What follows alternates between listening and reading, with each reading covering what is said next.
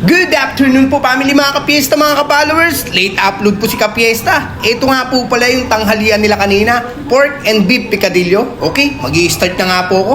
Magigisa lang po ako rito ng bawang at sibuyas. Ito na nga po. Christmas party po kasi namin kanina, kaya na late upload ako.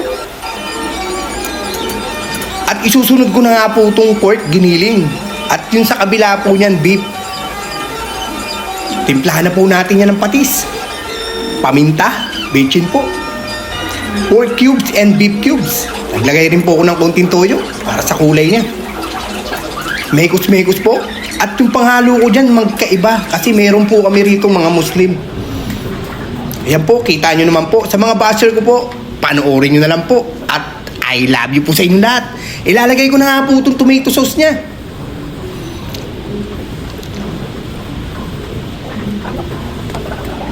Okay, mekos-mekos po ulit. Ito nga po palang pork and beef picadillo. Excuse me po. Imbis na carrots ang lagay, sayote po. Diba? Kakaiba. Ito na nga po yung patatas niya. At yung sayote, tulad ng sabi ko kanina, hindi po siya carrots, sayote po. Kaya kakaiba po. Mekos-mekos lang po.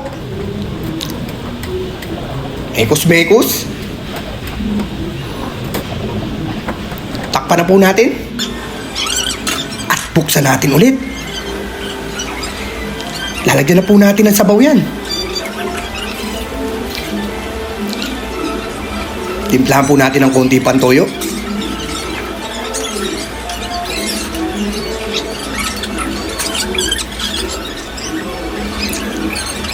Takpan po natin. Akalain mo umukulo na agad, katatakip lang. At naglalagay rin po ako dyan ng oyster sauce.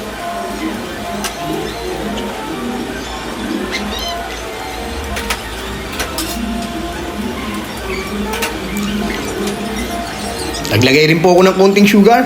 Konting kembot na lang po, luto na naman po ang tanghalian ng family. Busog-lusog na naman po tayo family mga kapiesta. Dito lang yan sa Quezon City Drug Treatment and Rehabilitation Center.